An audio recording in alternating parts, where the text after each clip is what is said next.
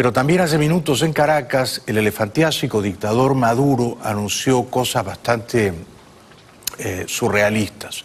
Una de ellas que va a crear una universidad para choferes. Téngase en cuenta que él hizo una carrera no demasiado descollante como chofer de autobuses y jefe o subjefe.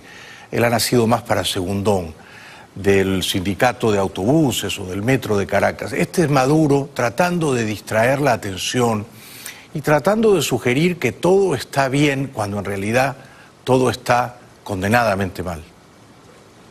Aquí tengo mi lapicero y voy a proceder a firmar el decreto mediante el cual creo la Universidad Nacional Experimental del Transporte de Venezuela para forjar este poderoso movimiento de transportistas a lo largo y ancho del país. Universidad Nacional Experimental del Transporte. Bueno, solo alguien como Maduro, que tiene la cabeza completamente deshabitada, cuyo cerebro es una cámara vacía de aire, podría imaginar que para conducir un automóvil o un camión o una motocicleta hay que ir varios semestres a la universidad. En general, la gente mínimamente solvente, no él, esto lo aprende en 2 o 3 días, ¿no? Quizá un poquito más, quizá un mes. No hace falta ir a la universidad para saber conducir un vehículo.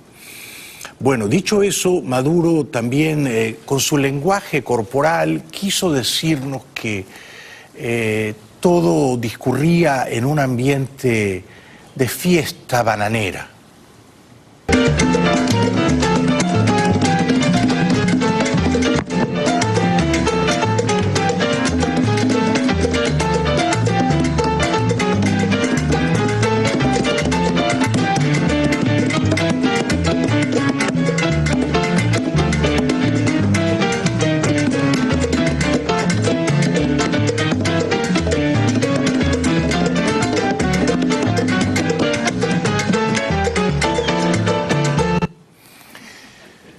Bueno, es muy impresionante. Me cuenta Marco Rubio que ya tienen 2 timbales así en Guantánamo y cuando Maduro quiera que le lleven la comida los va a tener que tocar así con ese ardor.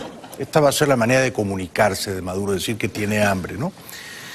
Bueno, pero él trata de camuflar o encubrir lo que es bastante evidente y es que su dictadura se deshace, ¿no? Se cae en 1000 pedazos y por mucho que toque los timbales y se agite el elefante de Maduro, no nos va a engañar. El Grupo de Lima ayer lunes se reunió en Ottawa, Canadá. Quien dirige moral e intelectualmente ese grupo es una brillante señora canadiense, la canciller de Canadá, que es joven y es muy lúcida. No lo suficientemente lúcida como para comprender que a Maduro lo vamos a tener que echar con la ayuda de los militares venezolanos o de otros países. A esto la señora se opone, pero puso énfasis en que todo el Grupo de Lima, que son 14 naciones, no van a desmayar hasta propiciar la caída de la dictadura venezolana.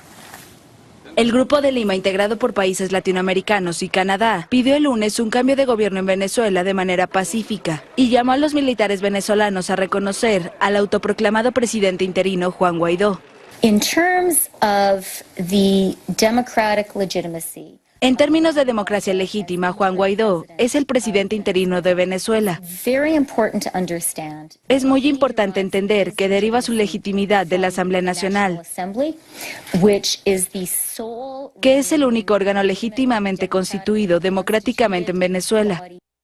Cuando esta señora, la canciller canadiense, la señora Freeland, estaba hablando, una agitadora, una provocadora chavista, seguramente pagada, ¿no? Y con un dominio bastante rústico, yo diría campesino del idioma inglés, interrumpió el acto y empezó a gritar procacidades y diciéndole a la canciller canadiense que sacara sus sucias manos de Venezuela. La señora, una orate en toda la línea, o una gran actriz debidamente estimulada, fue retirada del recinto, pero hizo su pequeño numerito. Venezuela, out of Venezuela. Hands off Venezuela! Hands off Venezuela! Respect the human right and the opinion of the people. Respect the human right and the opinion of the people. Why are you saying me like that? You don't have the right to do that. That in supporting Juan Guaidó, recognizing him as interim president of Venezuela, we are recognizing and supporting the right of the people of Venezuela to enjoy democracy, the kind of democracy which political protesters in Canada do enjoy, and I am sad to say political protesters in Venezuela do not. Bueno, brillante la respuesta de la canciller, con qué elegancia, con qué aplomo le dijo: esto que usted acaba de hacer aquí en Canadá se permite porque este es un país libre, pero por supuesto si lo hubiera hecho interrumpiendo a Maduro en Caracas ya estaría en el helicoide cayendo de un piso 10, ¿no es cierto? O sea que no deja de ser contradictorio que esta pobre señora en Ottawa reclame que se respeten los derechos humanos. Pues eso es precisamente lo que hace el Grupo de Lima y eso es precisamente lo que no hace Maduro, ¿no? El canciller peruano, que tiene un apellido improbable, Popolizio, este señor dijo también algunas cosas encomiables, las dice en un tono solemne, un tanto untuoso, como si fuera un monaguillo recitando la homilía. Y está bien, y yo comparto estos evangelios democráticos.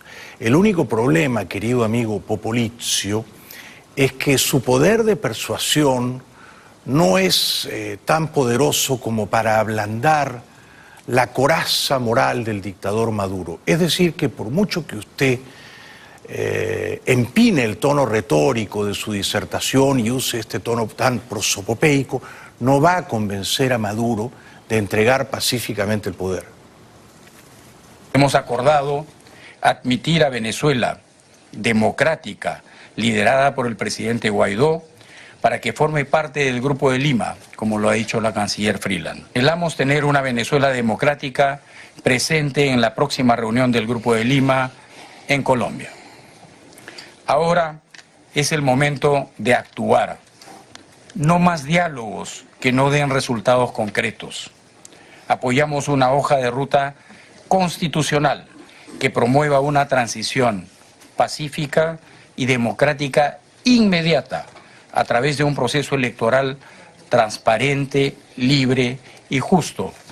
Todo esto suena muy bonito y nadie podría oponerse a ello. La gran pregunta, y es aquí donde surgen las dudas y las controversias, es cómo obligamos a Maduro a cumplir esa agenda tan bonita, señor canciller. ¿Cómo lo obligamos? Porque Maduro, así de buena fe, no va a hacer una concesión semejante. El Papa, bueno, el Papa es argentino, es humilde, esto ya es una rareza estadística, es jesuita, es peronista, trata de camuflarlo, pero se le nota, o sea que está bien corridito a la izquierda. Y entonces el Papa se ha negado todos estos años a condenar a la dictadura venezolana. En el avión de regreso al Vaticano dijo que no se había apresurado en leer la carta que le ha mandado Maduro, pero aún sin haberla leído, ya se aviene a lo que Maduro le pide, que es ofrecerse como mediador de un diálogo. Pero es un diálogo que no va a ocurrir porque la oposición no quiere prestarse a un diálogo que bien sabe será perfectamente inútil. De modo que cuando el Papa se presenta o se ofrece como mediador, en realidad, deliberadamente o sin advertirlo, le está haciendo un favor a Maduro, ¿no? Porque está situando en un plano de equivalencia moral a un dictador genocida y al pueblo de Venezuela, 87, 90% según las encuestas, y a la Constitución y al imperio de la ley y a los demócratas de ese país. Entonces no hay tal equivalencia moral, ¿verdad? A un lado está el secuestrador, que es un criminal, Maduro y sus secuaces. Y al otro lado está el rehén. El rehén no tiene nada que conversar con el secuestrador. El rehén lo que quiere es libertad. El Papa no quiere cortar la cadena. El Papa lo que quiere es que conversen para que el rehén siga acostumbrado a ser rehén. Y así no funcionan las cosas, su santidad. Io sapevo che Antes de este viaje ya sabía de la carta diplomática de Nicolás Maduro. Decía el Papa ante la prensa, rumbo Roma. Aún no la he leído, ya veremos qué se puede hacer. Pero para iniciar una mediación se necesita de ambas partes. Ambas partes tienen que pedirlo, como sucedió en su día con Argentina y Chile, advertía el sumo pontífice en respuesta al mensaje enviado este lunes por Maduro, en el que pedía a Francisco ayuda para reforzar el diálogo y buscar una solución a la crisis. ¿Y qué tal si yo me ofrezco como mediador para que el Papa converse con el líder mundial de los movimientos gays? Para que los gays, por ejemplo, puedan ser sacerdotes, que a mí me parecía fantástico. Porque en realidad ya lo son un montón, ¿no? Solo que lo tienen que esconder. El Papa no va a querer conversar, ¿no es cierto? Entonces el Papa no puede obligar a la oposición democrática venezolana a caer en esa trampa. O sea que me parece que comete un error capital el Papa argentino.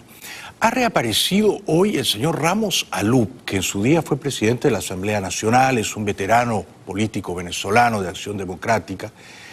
Agitó de pronto y muy trémulo él, es un gran orador, la hipótesis de que se iba a consumar hoy, martes 5 de febrero, una ocupación militar del recinto de la Asamblea Nacional, es decir, que la dictadura venezolana iba a disolver manu militari el Congreso legítimo. No ocurrió, lo que no significa que no vaya a ocurrir en los días venideros.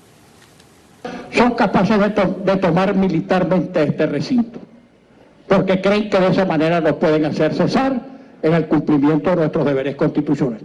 Pueden tomar militarmente este recinto. Esperemos la sesión de la Asamblea del PSV que se va a realizar esta tarde en el hemiciclo protocolar. Parece que allí van a consumar lo que puede ser el último de sus extravíos. Venezuela tiene un presidente legítimo, Guaidó, y un dictador usurpador, que es Maduro. Tiene un Congreso legítimo, presidido también por Guaidó, elegido por el pueblo en diciembre del 15, y tiene un Congreso que es un burdel, ¿no? Que es la prostituyente cubana. Todos, absolutamente todos, que son más de 400, son geishas de Maduro. Tiene un Tribunal Supremo en el exilio, que es la Corte Suprema legítima, y luego tiene unos sicarios judiciales presididos por un señor doblemente homicida, 2 veces preso por matar gente, y es el jefe del Poder Judicial chavista, el señor Moreno. Bueno, Ramos Alup estaba seriamente preocupado y veía venir lo que luego no ocurrió. Es posible que esta tarde asuman y traten la materia y declaren que esta Asamblea Nacional feneció en sus funciones y que llaman a elecciones parlamentarias para renovar la totalidad de este cuerpo, la totalidad de la Asamblea Nacional. Por supuesto que sabremos qué es lo que vamos a hacer.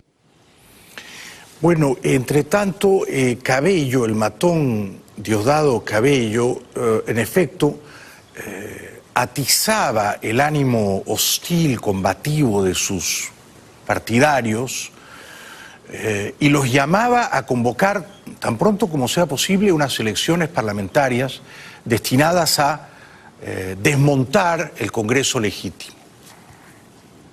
Elecciones parlamentarias, esto es rápido, tiene que ser muy rápido también, muy rápido. El único poder que está establecido en esta Constitución, que no ha sido relegitimado por esta Asamblea Nacional Constituyente, es el poder legislativo, la Asamblea Nacional. Entonces una comisión para generar los mecanismos de consulta al poder popular a todos los niveles, para traerlo ante esta Asamblea Nacional Constituyente para la toma de decisiones. Bueno, es Pedro Navaja, evidentemente, ¿no? Cada vez está más delgado, como es evidente el señor Cabello, ¿no? Se ve en el contorno famélico, enjuto de su fisonomía, que pasa hambre, ¿no?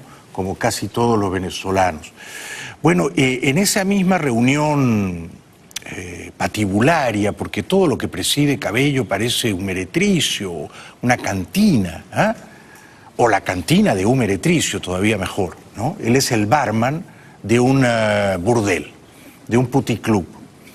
Y entonces de pronto se levantó a hablar el hermano de Chávez. Chávez tiene un montón de hermanos, todos verdaderamente espantosos, ¿no?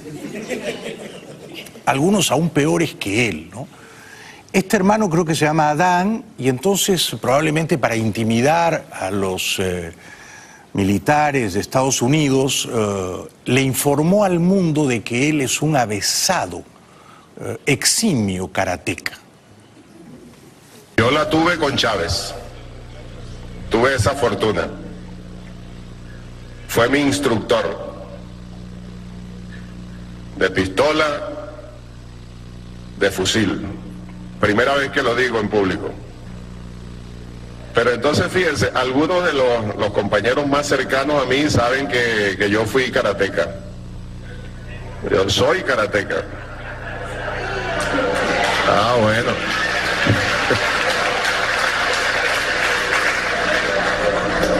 Todavía entreno también. Todavía entreno. Tengo mi saco en la casa al que de vez en cuando le doy sus pataditas y sus suki. El saco probablemente está relleno de narcodólares o de cocaína, ¿no? Por otro lado, será interesante ver a este señor Adán Chávez haciendo sus severas llaves de karate ante una caja de leche que entre por Cúcuta, ¿no? Pero esto está por verse. Diosdado Cabello se permitió hacer algunas bromas sobre la entrada de los soldados de Estados Unidos, de los Marines a Venezuela. Lo que a esta altura de febrero todavía parece altamente improbable y depende única y exclusivamente de un solo espíritu en el globo terráqueo, que es el señor Trump, ¿no? Si el señor Trump decide entrar, entonces se acaba la dictadura venezolana. Si el señor Trump decide no entrar, entonces entrarán las cajas de leche. Ahora, ¿quién las va a repartir? No sé si Cruz Roja o Cáritas. Yo quería que las cajas de leche entraran con los soldados de Estados Unidos. Parece que no va a ocurrir así. Entonces, Cabello está más o menos confianzudo y se permite hacer sus chanzas y chirigotas. Es verdad, Dios mío querido. Estará pasando. Vienen los Marín. Viene Juan Marín, Pedro Marín, Carlos Marín, Francisco Marín. Viene la ayuda humanitaria, van a entrar con apoyo militar. Esto es un territorio que se respeta. Y lo ha dicho nuestro hermano presidente Nicolás Maduro. Nuestro territorio, cualquier unidad militar que intente penetrar a nuestro territorio será repelida. Y nuestro territorio será defendido por nuestra Fuerza Armada Nacional. Eso está por verse. Esas son bravuconadas de Cabello. Ya lo veremos, ya lo veremos. Todavía no se ha definido, hoy el canciller colombiano estuvo con el secretario de Estado Pompeo, y entonces no se ha definido cómo enviar, cómo penetrar en Venezuela con la ayuda humanitaria. ¿Quién la va a repartir? ¿A quién se la van a entregar? Alguien la tiene que transportar. De momento se está acopiando en Cúcuta, pero cruzada la frontera, me parece que las fuerzas leales a la dictadura van a verse frente a una disyuntiva moral, ¿no? Obedecen las órdenes superiores e impiden la entrada de la comida, o más bien se la roban. Yo creo que lo más probable es que se la van a robar, la van a rapiñar, la van a repartir entre ellos, sobre todo si la reparte la Cruz Roja, ¿se imaginan, no? O sea que todo esto todavía no se ha dilucidado claramente. Tenemos que ir un segundito a la publicidad. Luego voy a compartir con ustedes algunas cosas bufonescas que ha dicho el dictador Maduro hoy, pero lo mejor viene luego, que es una conversación que promete ser muy interesante con un grandísimo periodista, quien yo admiro mucho, Martín Berlanga. Ha hecho una carrera formidable en Univisión y en Telemundo, y que hoy, en un momento autodestructivo, ha dicho: voy a perder 2 horas de mi tiempo con Baileys. Regresamos después de la pausa. Ojo que la celebración cuando caiga Maduro es en la Fontana, ya saben ustedes eso.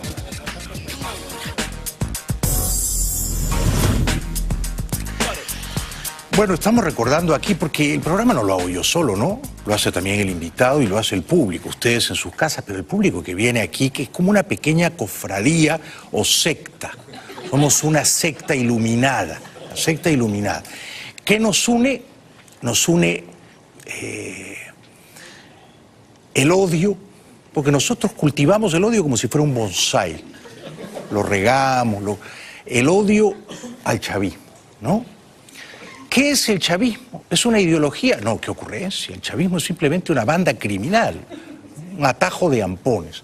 Entonces estábamos recordando con nostalgia el año 89, cuando Bush papá, que en paz descanse, invadió militarmente Panamá. Cosa que nadie lo creía capaz de hacer, ¿no? Porque Noriega había traicionado a Estados Unidos, había pactado con Pablo Escobar. Entraron 26.000 soldados de Estados Unidos. Murieron entre 20 y 30 soldados. Murieron unos 200, quizá poco más, soldados panameños. Yo sé, es un montón de gente, y murieron 300 civiles, más o menos, ¿no? O sea que sumados todos los muertos, digamos que 600. Ahora comparemos esos 600 muertos con los miles de muertos en Venezuela, ¿eh? Por desnutrición, por homicidio son 28.000 al año. Por falta de atención médica, los que se han tenido que ir al exilio y han colapsado caminando. Es decir, obviamente 600 muertos son muchos muertos, pero desde entonces hay democracia en Panamá. Las fuerzas militares que estaban profundamente corrompidas, como en Venezuela, fueron disueltas. Nunca más un golpe militar en Panamá. Entonces, en pocas semanas cayó esa dictadura, Noriega se refugió en la Nunciatura, le pusieron música heavy metal, no podía dormir, se entregó. Le dieron 40 años de cárcel, que son los años que habrá que darles a Maduro, Cabello y sus secuaces.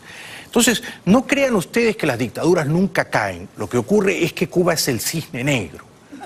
Entonces, Cuba es el caso que desmonta nuestro optimismo, ¿no? Cuando nosotros decimos las dictaduras sí caen, siempre hay alguien, un cuervo, un agorero, que nos dice, y Cuba, pero Cuba es un caso distinto. Y en Cuba han ordenado la miseria. Cuba no está en una situación tan apocalíptica como en Venezuela, no está. Así que, y en Venezuela, las generaciones más recientes tienen un recuerdo de los tiempos de prosperidad que vivieron. Venezuela hasta los 80, hasta los 90 era un país maravilloso. Bueno, en un momento voy a conversar de todo esto con un periodista mexicano muy brillante, al que admiro mucho, Martín Berlanga. Le tendré que preguntar por la postura de López Obrador respecto de Venezuela, ¿no? Hoy escuchaba al canciller Ebrard decir nosotros somos neutrales, estamos muy orgullosos, nos lo manda la Constitución, queremos que las dos partes dialoguen, lo mismo que el Papa, ¿no? Son dos polos opuestos en las antípodas, nosotros queremos acercarlo. De nuevo, ese discurso lleva implícito que las dos partes en conflicto están en una cierta equivalencia moral, en un mismo pie de igualdad moral. No es así. A un lado hay unos criminales, al otro lado hay un pueblo secuestrado. Entonces, uno le puede pedir al rehén que converse amablemente con su secuestrador. Es un disparate, es un disparate. Y si fueran los mexicanos cuyas libertades estuvieran conculcadas por una dictadura, pensaríamos lo mismo, ¿no? Que se merecen ser libres.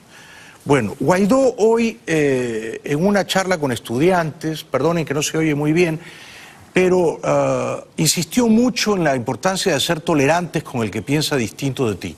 Yo esto no lo practico mucho aquí en el programa. Yo recuerdo que estaba muy niño, pero reíamos que alguien se saltara del protocolo. Nos parecía simpático. Mira, es más cercano. Como si para ser más cercano, más humano o más empático, tenemos que respetar al otro. No es necesario.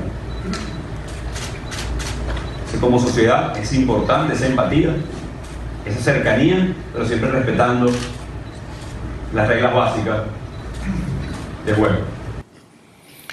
Pero el que rompe las reglas del juego y usurpa el poder y conculca los derechos del pueblo y hasta lo masacra, entonces tiene que responder por sus crímenes. Con esa gente no se puede ser tolerante, ¿no? Bueno, el diputado opositor Mateus dijo hoy que Guaidó debería ir nombrando nuevos rectores del colegio electoral. ¿Será eso posible, viable? Celebración de elecciones.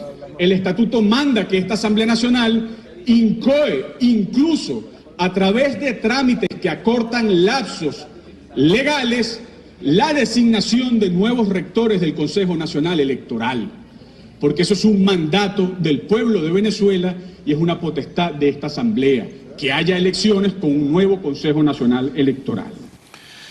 Siempre los televidentes nos colaboran, nos mandan videitos y alguien nos mandó este video, yo no lo había visto, ¿no? De Maduro que estaba pronunciando un discurso en el Palacio Legislativo y no supo sumar. Esto es increíble. Creo que tengo la experiencia con 7 años de canciller, 6 años de presidente. 7 más 6. Exactamente. Oh my God. Un poquito de agua, por favor, Escalona. 7. Mi arma secreta, Escalona. Sin comentarios, ¿no? Increíble, ¿no? Porque además, aparte de ser bobo, ignorante, alardea de eso, es decir, se jacta de ser un idiota, ¿no? Está orgulloso, no tiene voluntad de aprender. Bueno, Maduro en una entrevista, últimamente da entrevistas a televisoras de países dictatoriales como Turquía y Rusia, y algún periodista español del cual parece ser amigo.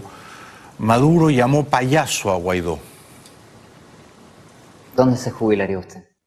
Yo me jubilaría con mis nietos, nietas y bisnietos cuando cumpla 90 años en un barrio de Caracas, en la montaña del Ávila, en una playa, en Cata, Catica, en Venezuela.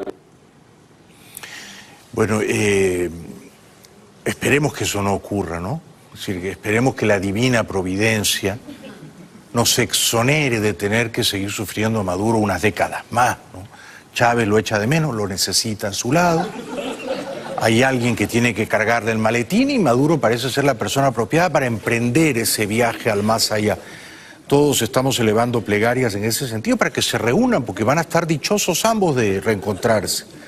Y el pueblo venezolano mucho no lo va a echar de menos, créanme. Ahora sí llama payaso, me equivoqué yo, fue mi culpa, a Guaidó. En Venezuela no ha habido falta absoluta. Y hay sentencia firme del Tribunal Supremo de Justicia y debe respetarse la voluntad popular, la voluntad nacional. Pero si, como dicen algunos gobiernos satélites de Donald Trump en el mundo, el presidente fuera otro, usted, señor payaso, usted tiene que convocar. Y no ha convocado. Y sus propios seguidores tendrían que preguntarle, ¿y por qué no ha convocado? Bueno, no ha convocado porque hay cosas más urgentes. Una de ellas es que no se muera la gente de hambre, ¿no es cierto? Entonces, en este momento, lo primero es que entre la ayuda humanitaria, lo otro vendrá luego. Y es obvio que Guaidó no puede convocar a unas elecciones libres cuando el poder electoral no ha sido depurado, cuando no hay un árbitro electoral confiable, y esto no lo puede hacer todavía, ¿no? Luego Maduro dice que Guaidó es un presidente virtual y que quiere... Fíjense, Maduro acusa a Guaidó de querer perpetuarse en el poder hasta 2025. Increíble. ¿Y qué va a pasar el 23 de febrero, cuando se cumpla un mes, como mandata la Constitución, se cumplan 30 días? ¿Qué va a pasar? ¿Va a continuar en su mandato virtual? ¿Hasta cuándo? ¿Hasta el 2025 también? ¿O hasta que termine en la cárcel por mandato del Tribunal Supremo de Justicia? ¿Hasta cuándo? Ya lo metió en la cárcel, ¿no? Ya lo metió en la cárcel. Bueno, a la cárcel va a ir Maduro, ¿no? En Guantánamo, espero. Pero Guaidó no pretende gobernar Venezuela hasta 2025. Se ve que Maduro no entiende la Constitución de Venezuela. Guaidó es presidente encargado y como tal tiene que conducir un gobierno de transición, convocar a elecciones creíbles, transparentes y luego entregar el poder a quien sea elegido por el pueblo. Maduro no entiende el Estado de Derecho. Parece que esto lo supera, es como 7 más 6. No lo entiende, no lo entiende. Él cree que el poder es un botín. ¿Ah? Tú te apropias del poder y no se lo entregas a nadie. ¿Ah? Te quedas con eso. Bueno, hasta que te saquen a patadas, ¿no? Y luego dice que no va a entrar ninguna fuerza extranjera por Cúcuta a Venezuela. Seguirán entrando, claro, los aviones repletos de cocaína, eso sí van a seguir entrando, ¿no? Pero las fuerzas con ayuda humanitaria, comida y medicinas, se opone Maduro a que entre. La guerra psicológica que hemos visto en los últimos días es anormal. Por redes sociales que ya nos invadieron, que están entrando por Cúcuta. Van a entrar por Cúcuta, ni van a entrar ni por 1000 Cúcuta. O es que el país no tiene quien lo defienda, digo yo. O es que no tenemos una fuerza armada con suficiente capacidad para defender a Venezuela. Aquí en Venezuela no va a entrar nadie, nadie, se los aseguro. Ni un soldado invasor, venga de donde venga. Así se los aseguro, como comandante en jefe de la Fuerza Armada Nacional Bolivariana que soy. Bueno, vamos a ver, estas son fanfarronadas, gritos destemplados al aire. Vamos a ver si realmente las Fuerzas Armadas de Venezuela son puestas a elegir en la hora crucial tan leales al dictador. Esto lo vamos a ver. Bueno, el gran tema ahora es la ayuda humanitaria, volviendo a Venezuela. ¿Cómo va a entrar la ayuda humanitaria? ¿Quién la va a transportar? ¿Quién la va a distribuir? Si eso va a generar unas fricciones con la dictadura. La gente de Cruz Roja se ofrece, pero con cierto temor comprensible. En todo caso, Maduro dio una entrevista a la televisión rusa, a Russia Today, y dijo que era un show político. Espero que ese sea el video que viene. ¿Va a aceptar o no el ingreso de ayuda humanitaria que le ofrecieron desde el extranjero a Guaidó? Es un show político. Todo lo que han llamado la ayuda humanitaria. El imperialismo no ayuda a nadie en el mundo.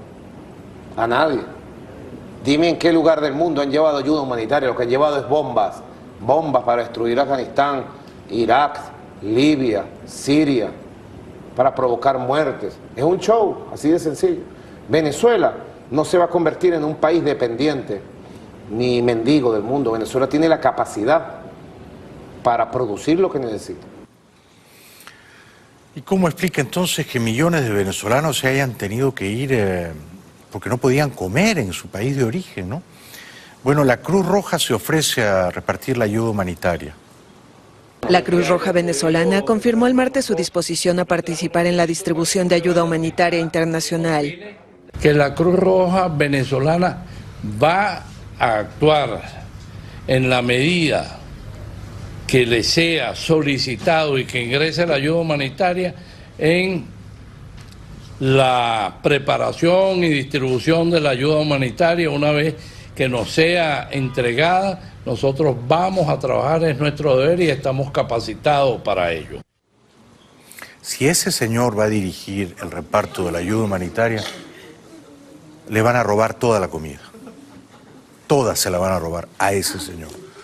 O sea, yo no le daría, con todo respeto, la ayuda humanitaria a ese señor, porque ese señor va a necesitar ayuda humanitaria él, para que no le roben la comida. Habla gente en el puente fronterizo. La ayuda humanitaria es rechazada por el gobierno de Nicolás Maduro porque la considera el primer paso hacia una intervención militar encabezada por Estados Unidos. Me parece beneficioso, excelente, porque mucha gente que, dada a la escasez de recursos, se está muriendo. Por lo menos ayer se murió un amigo porque le dio como una parálisis y se murió porque no tenía medicamentos para afrontarla. Presidente, yo fui chavista, pero quiero que entregue la presidencia para que los venezolanos vivamos tranquilos. No es como usted dice que estamos bien, no estamos bien, presidente. Tremendo el testimonio de esta señora. Yo fui chavista, ¿no? Tremendo, tremendo. Cada vez más venezolanos cruzan el puente a Colombia, muchos no regresan más, otros van a comprar comidas y vuelven. Desde Cúcuta habla uno de los colombianos que dirige la operación. A esta hora de la noche, martes 5 de febrero, hay toneladas de comidas y medicinas ya en Cúcuta, los centros de acopio. Las instalaciones están muy bien terminadas, está apto para el proceso que se va a hacer y realmente es el punto ideal el que escogieron para hacer este importante proyecto.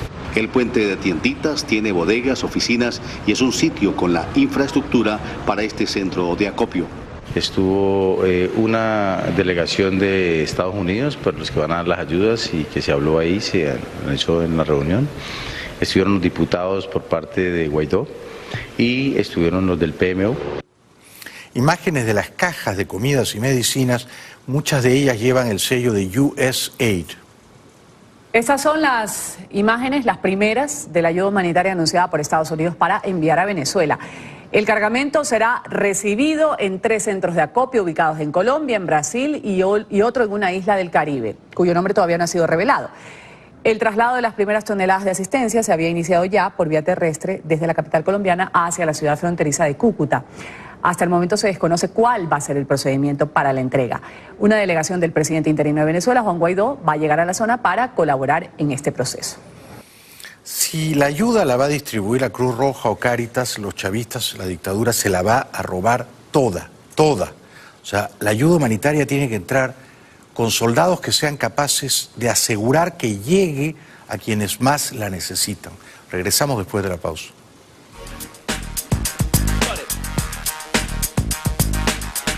El presidente de Venezuela, Juan Guaidó, y sus valerosos muchachos han impedido que los ladrones chavistas se apropien de 1.200 millones de dólares. Queremos informar que el día de ayer los señores Lucas Rincón Romero e Iván Orellana, quienes hoy usurpan funciones tanto en Cancillería como en PDVSA, intentaron hacer movimientos financieros de activos del Estado venezolano que se encuentran en el Novo Bank de Portugal, signados con los datos que se encuentran en pantalla, por un monto cercano a los 1.200 millones de dólares hacia la banca uruguaya. Específicamente intentaron moverlo hacia el Banco República y al Banco Bandes del Uruguay. Me complace anunciarle al pueblo venezolano que dicha transacción se pudo detener hasta ahora, protegiendo así los recursos de todos los venezolanos, evitando que se los roben. Es una gran noticia. Regresamos después de la pausa con lo último.